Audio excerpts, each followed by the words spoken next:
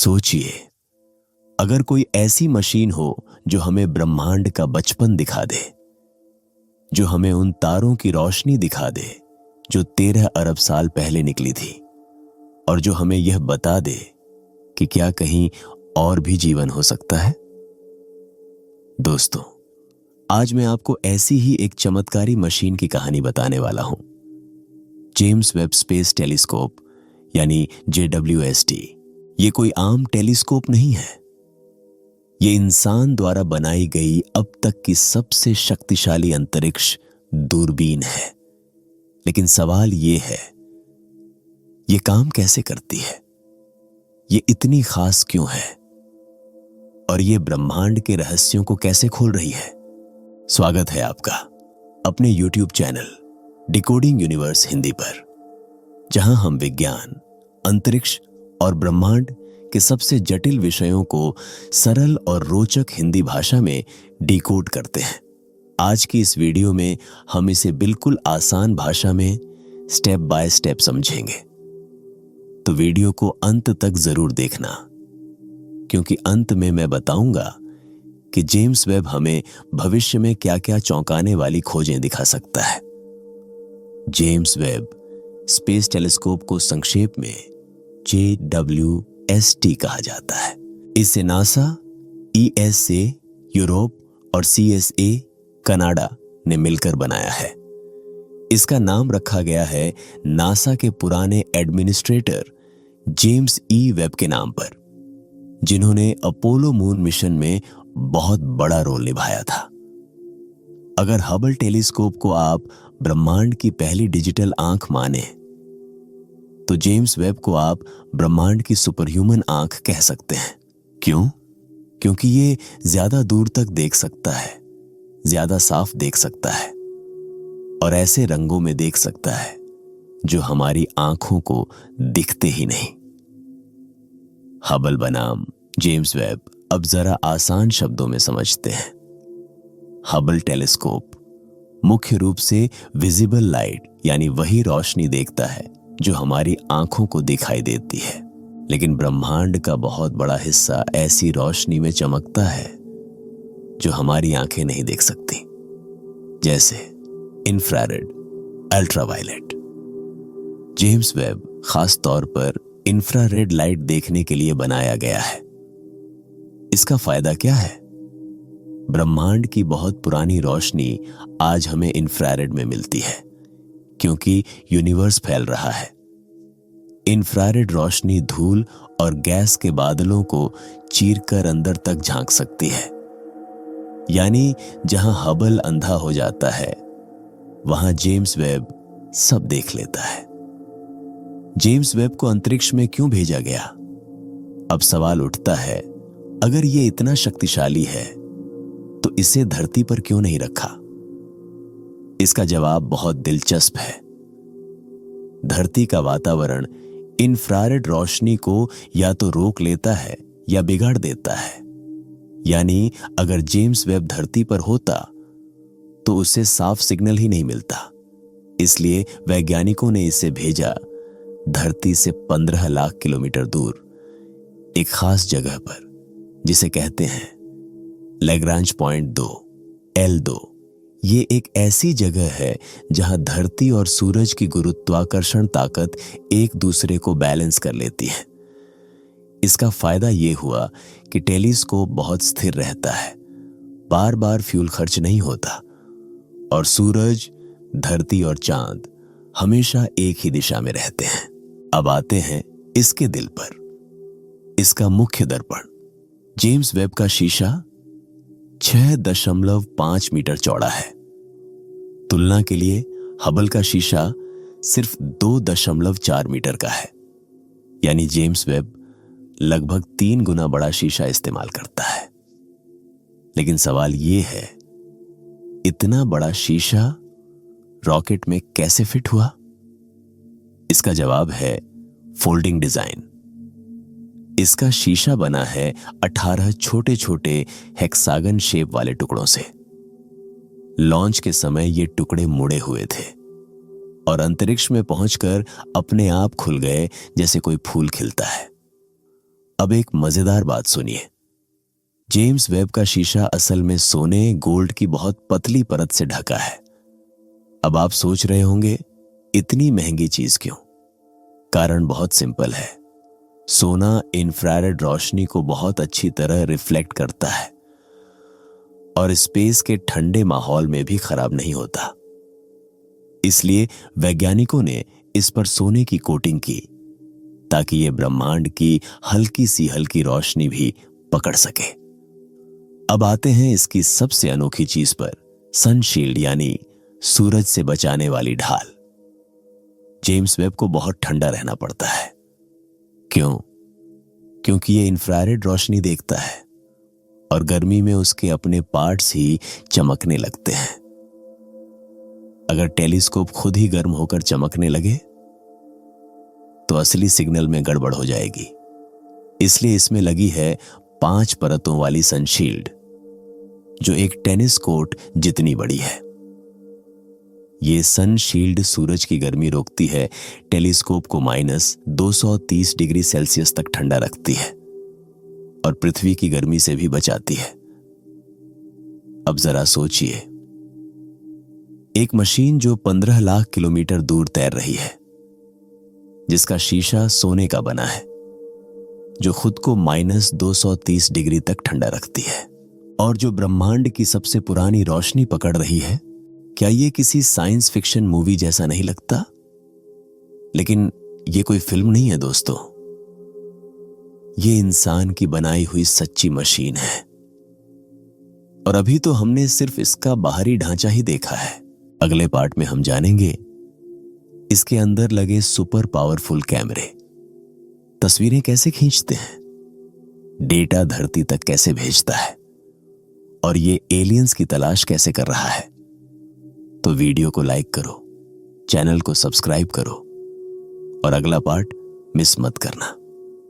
तो पिछले पार्ट में हमने जाना कि जेम्स वेब क्या है, इसे धरती से 15 लाख किलोमीटर दूर क्यों भेजा गया, इसका सोने का विशाल शीशा कैसे खुला और इसकी सनशील्ड इसे कैसे ठंडा रखती है। लेकिन अब सवाल उठता है, इतनी दूर बैठकर ये टेलीस्कोप आखिर देखता कैसे है?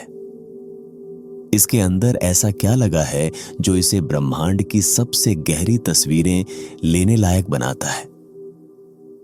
दोस्तों, आज के इस पार्ट में हम जेम्स वेब के अंदर झांकेंगे और जानेंगे इसके 4 सुपर पावरफुल साइंटिफिक इंस्ट्रूमेंट्स के बारे में। जेम्स वेब में कुल 4 मुख्य उपकरण लगे हैं। पहला NIR कैम, दूसरा NIR स्पेक, तीसरा MIRI, चौथा FGS या NIRIS। हर एक का काम अलग है, लेकिन चारों मिलकर ब्रह्मांड की एक पूरी तस्वीर बना देते हैं। अब चलिए इन्हें एक एक करके आसान भाषा में समझते हैं। पहला NIR कैम, जेम्स वेब की सुपर आंख। NIR कैम का पूरा नाम है नियर इंफ्रारेड कैमरा। यही जेम्स वेब की सबसे मुख्य आंख है। जैसे आपके मोबाइल में कैमरा होता है, वैसे ही जेम्स वेब में है NIR कैम। लेकिन फर्क बस इतना है कि ये हमारी आंखों जैसी रोशनी नहीं देखता।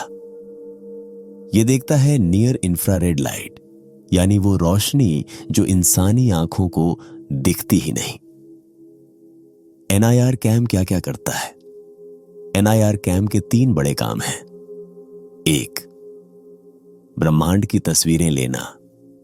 ये टेलीस्कोप की मेन इमेजिंग मशीन है। जेम्स वेब की जो शानदार फोटो आपने देखी होंगी, जैसे तारों की नर्सरी, आकाश गंगाएं, नेब्यूला, उनमें से ज्यादातर NIR कैम ने ही ली है। 2, सबसे पुराने तारों की खोज। ब्रह्मांड फैल रहा है, इसलिए बहुत पुराने तारों की रोशनी आज इंफ्रारेड बन चुकी है। NIR कैम इस हल्की रोशनी को भी पकड़ सकता है और हमें ब्रह्मांड का बचपन दिखा सकता है। 3, टेलीस्कोप को फोकस में लाना। जब जेम्स वेब का शीशा खुला था तो उसके 18 टुकड़ों को बिल्कुल सही पोजीशन में लाना बहुत जरूरी था। यह काम किया NIR कैम ने। इसने हर टुकड़े की इमेज ली और वैज्ञानिकों ने उन्हें माइक्रोमीटर लेवल पर अलाइन किया। आसान उदाहरण मान लीजिए, आप अंधेरे कमरे में मोबाइल कैमरे से फोटो खींच रहे हैं। आपको कुछ नहीं दिख रहा, लेकिन जैसे ही आप नाइट मोड ऑन करते हैं, सब कुछ साफ दिखने लगता है। NIR कैम भी कुछ ऐसा ही करता है, बस वो नाइट मोड पूरे ब्रह्मांड के लिए ऑन कर देता है। दूसरा, NIR स्पेक, ब्रह्मांड का ब्लड टेस्ट मशीन। अब आते हैं सबसे दिमाग घुमा देने वाले इंस्ट्रूमेंट पर। NIR स्पेक पूरा नाम नियर इंफ्रारेड स्पेक्ट्रोग्राफ। अगर NIR कैम आंख है तो NIR स्पेक लैब है। यह सिर्फ तस्वीर नहीं लेता, ये भी बताता है किसी तारे में कौन से एलिमेंट हैं, किसी ग्रह का वातावरण कैसा है, वहां पानी, कार्बन, ऑक्सीजन है या नहीं। अब जरा आसान शब्दों में समझते हैं। जब सफेद रोशनी किसी कांच के प्रिज्म से गुजरती है तो वो टूटकर इंद्रधनुष बन जाती है। इसी तरह जब किसी तारे की रोशनी NIR स्पेक से गुजरती है तो वो अलग अलग रंगों में बंट जाती है। हर एलिमेंट रोशनी को अलग तरीके से सोखता है, तो वैज्ञानिक उस रोशनी के पैटर्न को देखकर समझ जाते हैं ये तारा किस चीज से बना है, इस ग्रह के वातावरण में क्या क्या गैसें हैं। अब सबसे रोमांचक हिस्सा सुनिए। जब कोई ग्रह अपने तारे के सामने से गुजरता है तो तारे की रोशनी उस ग्रह के वातावरण से होकर गुजरती है। अगर वहां पानी की भाप है या मीथेन है या कार्बन डाइऑक्साइड है तो वो गैसें रोशनी के कुछ खास रंगों को सोख लेती हैं। NIR स्पेक इसी बदलाव को पकड़ लेता है और वैज्ञानिक बोलते हैं इस ग्रह पर तो जीवन के संकेत हो सकते हैं। तीसरा, MIRI, जेम्स वेब की थर्मल विजन। अब आते हैं सबसे ठंडे लेकिन सबसे गर्म कैमरे पर। एमिरी पूरा नाम, मिड इंफ्रारेड इंस्ट्रूमेंट। ये देखता है मिड इंफ्रारेड लाइट, यानी और भी लंबी तरंगों वाली रोशनी। एमिरी इतना खास क्यों है? मेरी के 3 सुपर पावर हैं। 1, धूल के पीछे छिपी दुनिया दिखाना। जहां धूल और गैस नॉर्मल रोशनी को रोक देती है, वहां MIRI आराम से झांक लेता है, यानी ये तारों के बनने की फैक्ट्री को अंदर से दिखा सकता है। 2, ठंडे ग्रह और धूमकेतु देखना। जो चीजें बहुत ठंडी होती हैं, जैसे छोटे ग्रह, धूमकेतु, एस्टेरॉयड, वे विजिबल लाइट में नहीं चमकती, लेकिन वे मिड इंफ्रारेड में खुद की गर्मी से चमकती हैं। MIRI इन्हें आसानी से पकड़ लेता है। 3, ब्लैक होल के आसपास की दुनिया। ब्लैक होल खुद नहीं दिखते, लेकिन उनके आसपास की गैस बहुत गर्म होकर चमकती है। MIRI उन इलाकों की थर्मल इमेज बना सकता है।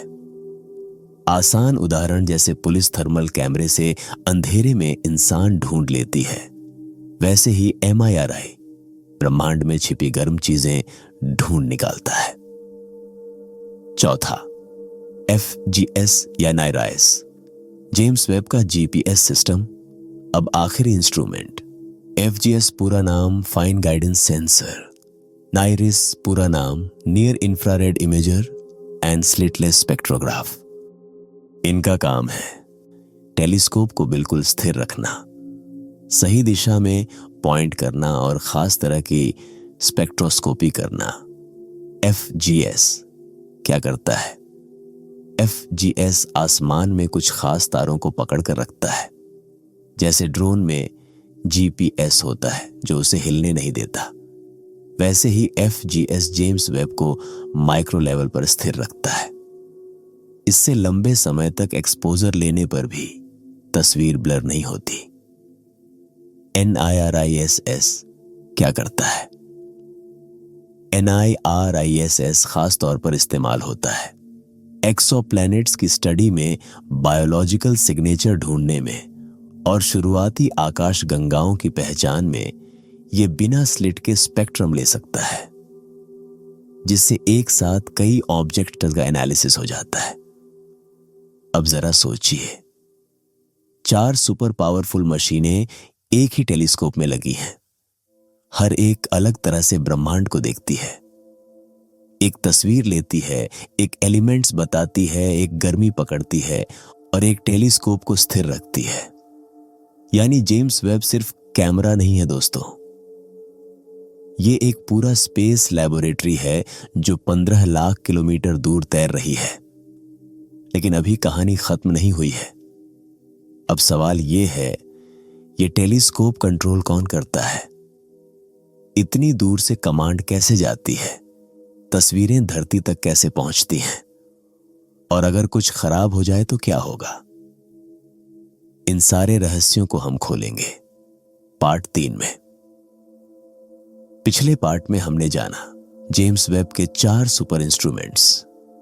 NIR कैम कैसे तस्वीरें लेता है, NIR स्पेक कैसे एलिमेंट्स बताता है, MIRI कैसे थर्मल विजन देता है और FGS कैसे टेलीस्कोप को स्थिर रखता है।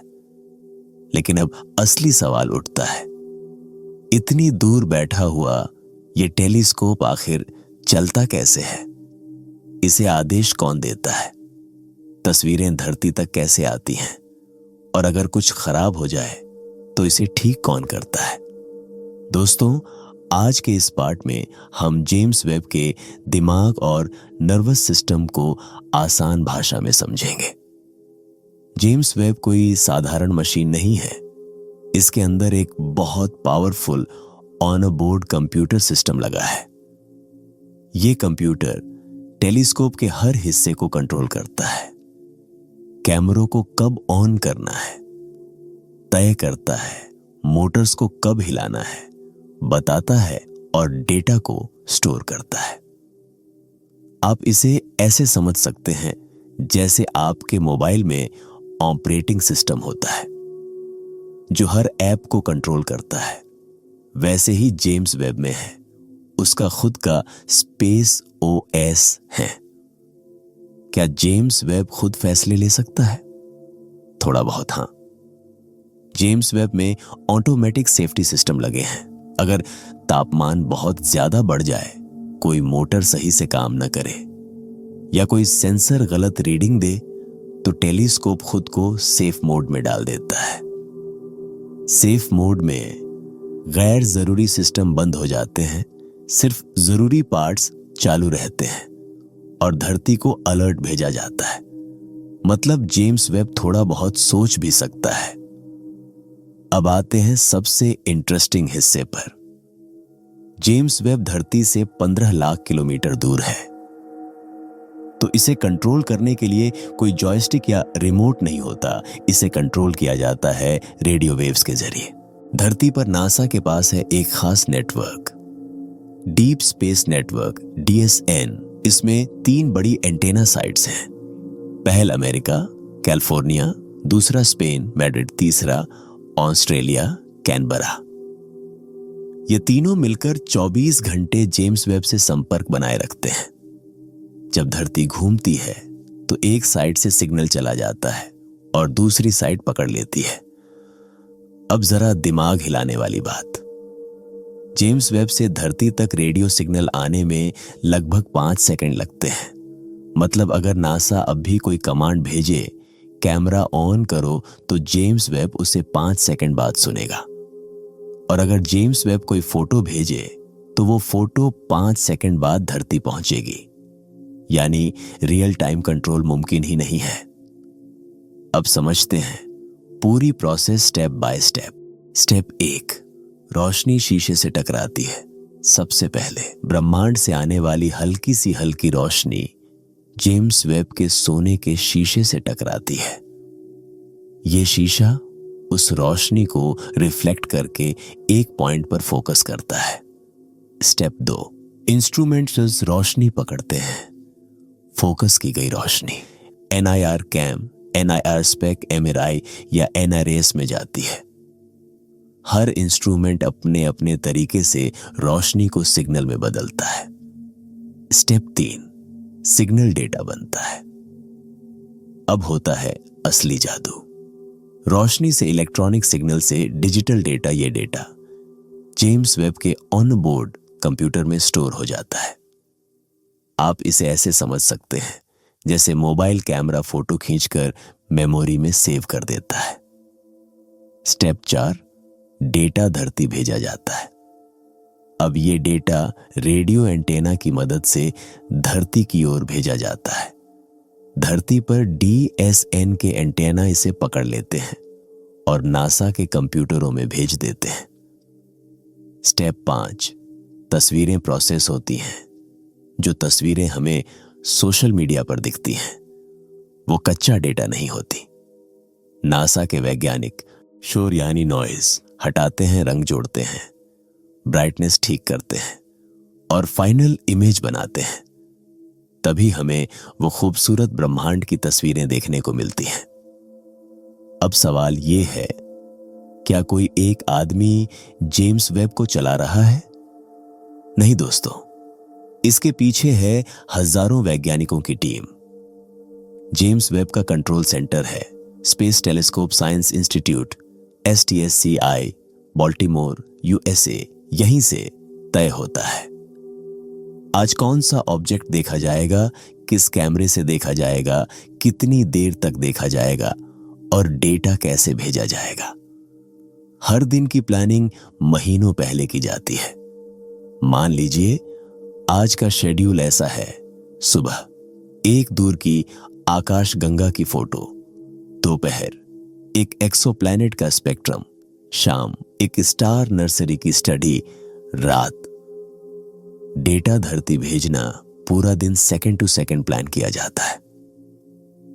अब सबसे डरावना सवाल, जेम्स वेब इतना दूर है कि कोई इंसान जाकर इसे ठीक नहीं कर सकता। तो अगर कुछ खराब हो गया तो? इसलिए जेम्स वेब में हर जरूरी पार्ट का बैकअप है। डबल कंप्यूटर सिस्टम है, डबल मोटर्स हैं, डबल पावर लाइन है। अगर एक सिस्टम फेल हो जाए तो दूसरा अपने आप चालू हो जाता है। हैरानी की बात यह है कि जेम्स वेब को धरती से सॉफ्टवेयर अपडेट भी भेजे जा सकते हैं। मतलब भले ही वो 15 लाख किलोमीटर दूर है, लेकिन फिर भी उसमें नए फीचर्स डाले जा सकते हैं। अब जरा सोचिए, एक मशीन जो इंसानों से इतनी दूर है, जो अपने फैसले खुद लेती है, जो धरती से बात करती है रेडियो सिग्नल से, और जो ब्रह्मांड की तस्वीरें हम तक पहुंचा रही हैं। ये किसी एलियन टेक्नोलॉजी से कम नहीं लगती। लेकिन ये सब इंसान की बुद्धि का कमाल है दोस्तों। लेकिन अभी कहानी खत्म नहीं हुई है। अब सवाल ये है, जेम्स वेब अब तक क्या क्या खोज चुका है? इसकी सबसे फेमस तस्वीरें कौन सी हैं? इसने वैज्ञानिकों को कैसे चौंकाया है? और किन खोजों ने पूरी दुनिया हिला दी? इन सब का जवाब हम जानेंगे अगली पार्ट में। पिछले पार्ट में हमने जाना जेम्स वेब को कंट्रोल कौन करता है, तस्वीरें धरती तक कैसे पहुंचती हैं, इसका ऑनबोर्ड कंप्यूटर कैसे काम करता है, और अगर कुछ खराब हो जाए तो क्या होता है। लेकिन दोस्तों, अब असली मजा शुरू होता है, क्योंकि अब हम जानेंगे जेम्स वेब ने अब तक क्या क्या देखा है। कौन सी तस्वीरों ने वैज्ञानिकों को हैरान कर दिया, और इन खोजों से हमारी ब्रह्मांड की समझ कैसे बदल गई। तो चलिए सीधे उड़ान भरते हैं जेम्स वेब की सबसे ऐतिहासिक खोजों की ओर। 12 जुलाई 2022 ये वो दिन था जब पूरी दुनिया की निगाहें नासा की स्क्रीन पर टिकी थीं। जेम्स वेब ने अपनी पहली आधिकारिक तस्वीर जारी की। SMACS 0723 डीप फील्ड इस एक तस्वीर में हजारों आकाश गंगाएं कुछ बहुत पास की और कुछ 13 अरब साल पुरानी एक छोटे से आसमान के टुकड़े में दिखाई दे रही थी। वैज्ञानिकों ने कहा, जो काम हबल 10 दिन में करता था, वो जेम्स वेब ने कुछ घंटों में कर दिखाया। मान लीजिए आप आसमान में एक सुई के छेद जितनी जगह देखें और वहां आपको पूरे जंगल की तस्वीर मिल जाए। SMAC S0723 कुछ ऐसा ही था। इसने साबित कर दिया कि जेम्स वेब सच में एक टाइम मशीन जैसा है। अब आते हैं एक और दिल छू लेने वाली तस्वीर पर। करीना नेबुला यानी तारों का जन्म स्थान। इस तस्वीर में धूल और गैस के विशाल पहाड़, उनके पीछे छिपे नए तारे, रोशनी की धाराएं और शॉक वेव्स, सब कुछ इतनी डिटेल में दिखा कि वैज्ञानिक खुद बोले, हमने ऐसा पहले कभी नहीं देखा। पहले हबल सिर्फ धूल की दीवार देख पाता था, लेकिन जेम्स वेब धूल को चीरकर उसके पीछे पैदा हो रहे नन्हे तारों को दिखा पाया। यानी अब हम तारों का जन्म लाइव देख सकते हैं। अब जरा इमोशनल हो जाइए। सदर्न रिंग नेबुला एक मरते हुए तारे की कहानी है। इस तस्वीर में एक बूढ़ा तारा जो अपनी बाहरी परतें फेंक चुका है और बीच में उसका छोटा गर्म कोर, चारों ओर रंग बिरंगे गैस के छल्ले दिखाई दे रहे थे। पहली बार वैज्ञानिकों को एक मरते तारे के दो फेस एक साथ दिखे, विजिबल में और इंफ्रारेड में। इससे हमें समझ आया कि तारे मरते समय कैसे अपने चारों ओर नया मटेरियल फैलाते हैं और वही मटेरियल आगे चलकर नए तारे और ग्रह बनाता है। यानी मौत भी एक नई शुरुआत है। अब आते हैं सबसे रोमांचक खोज पर। जेम्स वेब ने पहली बार किसी एक्सोप्लैनेट के वातावरण में पानी की भाप के साफ सबूत दिए। ग्रह का नाम WASP-96b। यह ग्रह धरती से 1150 प्रकाश वर्ष दूर है, एक गैस जायंट है और अपने तारे के बहुत पास घूमता है। जब यह ग्रह अपने तारे के सामने से गुजरा तो जेम्स वेब ने उसकी रोशनी का स्पेक्ट्रम लिया। स्पेक्ट्रम में पानी की भाप, बादलों के संकेत और हल्का धुंधलापन मिला। यह पहली बार था जब इतनी साफ डिटेल में किसी एक्सोप्लैनेट का वातावरण देखा गया। इसका मतलब यह नहीं कि WASP-96b पर जीवन है, लेकिन इसका मतलब यह जरूर है कि जेम्स वेब सही जगह देख रहा है, इसकी टेक्नोलॉजी काम कर रही है और आगे हमें और भी धरती जैसे ग्रह मिल सकते हैं। अब आते हैं सबसे रहस्यमयी चीज पर। जेम्स वेब ने एक साथ 5 आकाश गंगाओं के ग्रुप की तस्वीर ली, जिसे कहते हैं स्टेफान्स क्विंटेट। इसमें 2 आकाश गंगाओं की टक्कर गैस के लंबे लंबे धागे, बीच में छुपा सुपरमैसिव ब्लैक होल, उसके आसपास चमकती गैस, सब कुछ इतनी डिटेल में दिखा कि वैज्ञानिक दंग रह गए। इससे हमें समझ आया कि ब्लैक होल कैसे पूरी आकाश गंगा को कंट्रोल कर सकते हैं, कैसे वे स्टार फॉर्मेशन रोक भी सकते हैं और बढ़ा भी सकते हैं। अब अपने सोलर सिस्टम में लौटते हैं। जेम्स वेब ने नेपच्यून की भी तस्वीर ली। इसमें नेपच्यून की रिंग्स, धूल के बादल, तूफान और ऑरोरा, सब कुछ पहली बार इंफ्रारेड में दिखा। इससे हमें समझ आया कि हमारे अपने सोलर सिस्टम में भी अभी बहुत कुछ छुपा हुआ है और जेम्स वेब सिर्फ दूर की आकाश गंगाओं के लिए नहीं, बल्कि हमारे पड़ोस के ग्रहों के लिए भी क्रांतिकारी है। अब जरा सोचिए दोस्तों, एक टेलीस्कोप जो हमें ब्रह्मांड का बचपन दिखा रहा है, तारों का जन्म दिखा रहा है, तारों की मौत दिखा रहा है, ब्लैक होल के पास ले जा रहा है और दूसरे ग्रहों पर पानी ढूंढ रहा है।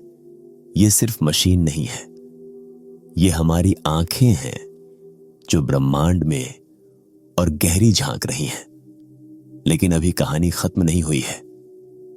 अब सवाल यह है, क्या जेम्स वेब सच में एलियंस ढूंढ सकता है? ये एक्सोप्लैनेट्स पर जीवन के संकेत कैसे खोजेगा? और भविष्य में इससे हमें क्या क्या नई खोजें मिलने वाली हैं? इन सारे रोमांचक सवालों के जवाब हम जानेंगे अगले पार्ट में। पिछले पार्ट में हमने जाना जेम्स वेब की ऐतिहासिक तस्वीरें ब्रह्मांड की नर्सरी कैसी दिखती है, एक्सोप्लैनेट पर पानी के सबूत, ब्लैक होल के पास की दुनिया और हमारे अपने सोलर सिस्टम की नई झलक। लेकिन अब वो सवाल आता है जो हर इंसान के दिमाग में घूमता है, क्या हम ब्रह्मांड में अकेले हैं? और अगर नहीं तो क्या जेम्स वेब एलियंस ढूंढ सकता है? दोस्तों, आज के इस पार्ट में हम इसी सबसे रोमांचक मिशन पर निकलेंगे। सबसे पहले एक बात साफ कर लेते हैं, जेम्स वेब एलियंस की फोटो नहीं खींचेगा जो हाथ हिलाते हुए कहें हेलो अर्थ। लेकिन ये टेलीस्कोप जीवन के संकेत जरूर ढूंढ सकता है। वैज्ञानिक कुछ खास चीजों को बायोसिग्नेचर कहते हैं, जैसे पानी की भाप, oxygen, ozone, methane, carbon dioxide. अगर ये गैसें किसी ग्रह के वातावरण में एक साथ सही मात्रा में मिले तो इसका मतलब हो सकता है कि वहां कोई जैविक प्रक्रिया चल रही है। अब जरा बेसिक समझ लेते हैं। एक्सोप्लैनेट्स वो ग्रह होते हैं जो हमारे सोलर सिस्टम से बाहर किसी और तारे के चारों ओर घूमते हैं। अब तक वैज्ञानिक 5000 से ज्यादा एक्सोप्लैनेट्स खोज चुके हैं, लेकिन इनमें से ज्यादातर ग्रह या तो बहुत ज्यादा गर्म हैं, बहुत ज्यादा ठंडे हैं, गैस से भरे हुए हैं, यानी धरती जैसे ग्रह बहुत कम हैं। अब आता है एक खास कॉन्सेप्ट, हैबिटेबल जोन, यानी तारे के चारों ओर वो इलाका जहां तापमान ऐसा हो कि पानी तरल रूप में रह सके, न ज्यादा गर्म न ज्यादा ठंडा, बस बिल्कुल सही। इसे वैज्ञानिक गोल्डीलॉक्स जोन भी कहते हैं। अगर कोई ग्रह इस जोन में हो तो वहां जीवन की संभावना कई गुना बढ़ जाती है। अब असली साइंस समझते हैं। स्टेप 1, ग्रह को ढूंढना। सबसे पहले वैज्ञानिक किसी ऐसे ग्रह को चुनते हैं जो अपने तारे के सामने से गुजरता हो, जो हैबिटेबल जोन में हो और जो बहुत ज्यादा दूर ना हो। Step 2, transit method. जब ग्रह अपने तारे के सामने से गुजरता है तो तारे की थोड़ी सी रोशनी कम हो जाती है, इसे कहते हैं ट्रांजिट। अब जब रोशनी ग्रह के वातावरण से होकर गुजरती है तो उसमें से कुछ रंग गैसें सोख लेती हैं। Step 3, spectrum analysis. यहीं पर जेम्स वेब का NIRISS मैदान में उतरते हैं। वे उस रोशनी को स्पेक्ट्रम में तोड़ देते हैं और फिर वैज्ञानिक देखते हैं कौन सा रंग गायब है, कौन सा पैटर्न बन रहा है। इसी से पता चलता है कि वहां कौन सी गैसें मौजूद हैं। अब इन्हें थोड़ा मजेदार तरीके से समझते हैं। अगर पानी की भाप मिल जाए तो वैज्ञानिक बोलते हैं ओके, यहां जीवन की बेसिक शर्त पूरी हो गई। धरती पर ज्यादातर ऑक्सीजन पेड़ पौधों की वजह से है। अगर किसी ग्रह पर बहुत ज्यादा ऑक्सीजन हो तो शक होता है कि वहां कुछ जिंदा चीजें हो सकती हैं। मीथेन गैस धरती पर ज्यादातर जानवरों, बैक्टीरिया, दलदली इलाकों से बनती है। अगर मीथेन ऑक्सीजन के साथ मिले तो ये बहुत मजबूत जीवन का संकेत हो सकता है। ये बताती है कि वहां ग्रीन हाउस इफेक्ट है, ग्रह का तापमान कंट्रोल में है और वातावरण एक्टिव है। अब आते हैं एक सुपर फेमस सिस्टम पर, ट्रैपिस्ट 1। यह धरती से लगभग 40 प्रकाश वर्ष दूर है। इसमें हैं 7 धरती जैसे ग्रह, जिनमें से 3 हैबिटेबल जोन में हैं और सब एक छोटे से तारे के चारों ओर घूमते हैं। जेम्स वेब इन ग्रहों के वातावरण का स्पेक्ट्रम ले रहा है। वैज्ञानिक देख रहे हैं क्या वहां पानी है, क्या वहां ऑक्सीजन है, क्या वहां बादल हैं या सिर्फ सूखी चट्टानें। यह सिस्टम एलियंस की तलाश का सबसे बड़ा हॉटस्पॉट माना जा रहा है। अब जरा रियलिटी चेक। जेम्स वेब कल सुबह यह ऐलान नहीं करेगा, हमें एलियन मिल गए। क्यों? एक, बहुत दूर की दूरी एक ग्रह से आने वाली रोशनी बहुत ही कमजोर होती है। दो, तारे की तेज रोशनी ग्रह की हल्की रोशनी को डुबो देती है। तीन, झूठे संकेत, फॉल्स पॉजिटिव्स। कुछ गैसें बिना जीवन के भी बन सकती हैं। तो फिर फायदा क्या? फायदा बहुत बड़ा है। पहली बार हमारे पास ऐसी मशीन है जो सच में यह सवाल पूछ सकती है, क्या हम अकेले हैं, और उसके जवाब के करीब पहुंच सकती है। अब जरा कल्पना कीजिए दोस्तों, एक दिन नासा ऐलान करे, हमें एक ऐसा ग्रह मिला है जहां पानी है, ऑक्सीजन है और मीथेन भी है। उस दिन मानव इतिहास बदल जाएगा और उस खोज के पीछे सबसे बड़ा नाम होगा जेम्स वेब स्पेस टेलीस्कोप। लेकिन अभी एक आखिरी पार्ट बाकी है। अब सवाल यह है, जेम्स वेब का भविष्य क्या है? ये और कितने साल काम करेगा? इससे हमें आगे क्या क्या नई खोजें मिलेंगी? और ये मिशन इंसानियत के लिए क्यों इतना जरूरी है? इन सब का जवाब हम जानेंगे अगले पार्ट में।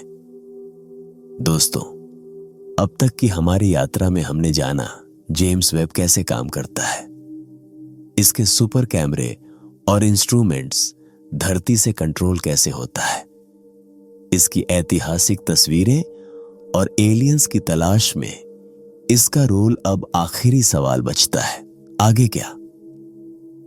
क्या जेम्स वेब अब बस तस्वीरें ही भेजता रहेगा, या ये आने वाले समय में कुछ ऐसा करने वाला है जो पूरी मानव सभ्यता को बदल देगा? आज के इस फाइनल पार्ट में हम यही समझेंगे। जब जेम्स वेब को लॉन्च किया गया था तो वैज्ञानिकों ने सोचा था कि यह कम से कम 5 साल काम करेगा, और अगर सब सही चला तो 10 साल तक। लेकिन खुशखबरी यह है कि जेम्स वेब को लॉन्च करते समय रॉकेट ने इसे इतनी परफेक्ट स्पीड दी कि इसमें अपेक्षा से ज्यादा फ्यूल बच गया। इसका मतलब यह है कि जेम्स वेब 15 से 20 साल तक काम कर सकता है, शायद उससे भी ज्यादा, और 2040 के आसपास तक ब्रह्मांड की निगरानी कर सकता है। यानी जो क्रांति अभी शुरू हुई है वो आने वाले कई दशकों तक चलती रहेगी। अब आते हैं सबसे रोमांचक हिस्से पर। ब्रह्मांड की पहली आकाश गंगाएं जेम्स वेब का एक बड़ा मिशन है। उन आकाश गंगाओं को ढूंढना जो बिग बैंग के ठीक बाद बनी थी, जब ब्रह्मांड सिर्फ कुछ करोड़ साल का था। वैज्ञानिक उम्मीद कर रहे हैं कि जेम्स वेब हमें पहली रोशनी दिखा सकता है, यानी वो पल जब ब्रह्मांड में पहले तारे जले थे। तारों और ग्रहों का जन्म लाइव देखना, अब तक हम तारों के जन्म की सिर्फ झलक देख पाए थे। लेकिन जेम्स वेब धूल के बादलों के अंदर झांक सकता है, नए बनते ग्रहों की डिस्क देख सकता है, और यह समझ सकता है कि धरती जैसे ग्रह कैसे बनते हैं। यानी हम अपने ही जन्म की कहानी ब्रह्मांड में दोहराते हुए देखेंगे। धरती जैसे ग्रहों की खोज, ये वो मिशन है जो पूरी दुनिया की नजर में है। जेम्स वेब छोटे चट्टानी ग्रह ढूंढेगा जो अपने तारे की हैबिटेबल जोन में हो, जिनके वातावरण में पानी, ऑक्सीजन, मीथेन हो। अगर ऐसा कोई ग्रह मिला तो ये 21वीं सदी की सबसे बड़ी खोज होगी।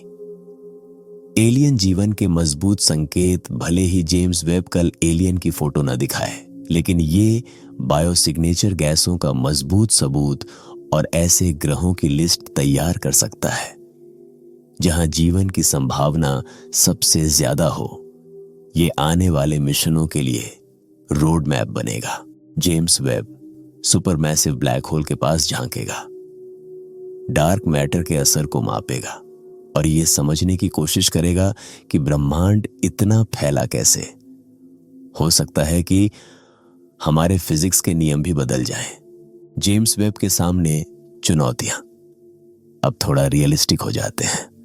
बेहद ठंडा माहौल, जेम्स वेब को -230 डिग्री सेल्सियस पर काम करना पड़ता है। अगर किसी दिन सनशील्ड में छेद हो गया या तापमान बढ़ गया तो इंस्ट्रूमेंट्स खराब हो सकते हैं।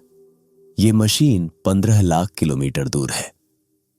अगर कोई मोटर फेल हो जाए, कोई सेंसर मर जाए या कंप्यूटर क्रैश हो जाए तो इंसान जाकर ठीक नहीं कर सकता। अंतरिक्ष में छोटे छोटे पत्थर तेज रफ्तार से उड़ते रहते हैं। अगर कोई माइक्रोमेटियोराइट सनशील्ड से टकरा जाए तो नुकसान हो सकता है। वैसे ऐसा एक बार हो भी चुका है, लेकिन सिस्टम अब भी सुरक्षित है। फिर भी जेम्स वेब क्यों है गेम चेंजर? अब सबसे जरूरी सवाल, इतने रिस्क के बावजूद जेम्स वेब इतना खास क्यों है? यह हमारी सोच बदल रहा है। पहले हम सोचते थे हम ब्रह्मांड में बहुत छोटे हैं। अब हम सोच रहे हैं हम ब्रह्मांड को समझ सकते हैं। यह नई टेक्नोलॉजी को जन्म दे रहा है। जेम्स वेब बनाने के दौरान नई मटेरियल टेक्नोलॉजी बनी, नई सॉफ्टवेयर टेक्नोलॉजी बनी, नई रोबोटिक्स टेक्नोलॉजी बनी। इनका इस्तेमाल धरती पर भी हो रहा है। ये अगली पीढ़ी को प्रेरित कर रहा है। आज दुनिया भर में बच्चे एस्ट्रोनॉमी पढ़ना चाहते हैं, इंजीनियर बनना चाहते हैं, साइंटिस्ट बनना चाहते हैं, सिर्फ इसलिए क्योंकि उन्होंने जेम्स वेब की तस्वीरें देखी हैं। अब जरा दिल से सोचिए दोस्तों, एक छोटे से ग्रह पर रहने वाले इंसान इतनी दूर एक मशीन भेजते हैं जो ब्रह्मांड के बचपन को देखती है, तारों के जन्म और मौत को देखती है, दूसरे ग्रहों पर जीवन ढूंढती है और हमें यह बताती है कि हम कहां से आए हैं। यह सिर्फ साइंस नहीं है, यह इंसानियत की सबसे खूबसूरत जिज्ञासा है। दोस्तों, जब भी आप जेम्स वेब की कोई तस्वीर देखें तो याद रखना, यह सिर्फ फोटो नहीं है, ये अरबों साल पुरानी रोशनी है, हजारों वैज्ञानिकों की मेहनत है और इंसान की हिम्मत का सबूत है। अगर आपको ये पूरी सीरीज पसंद आई हो तो वीडियो को लाइक करें, चैनल को सब्सक्राइब करें और कमेंट में लिखें JWST और बताइए आप सबसे पहले कौन सी खोज देखना चाहेंगे।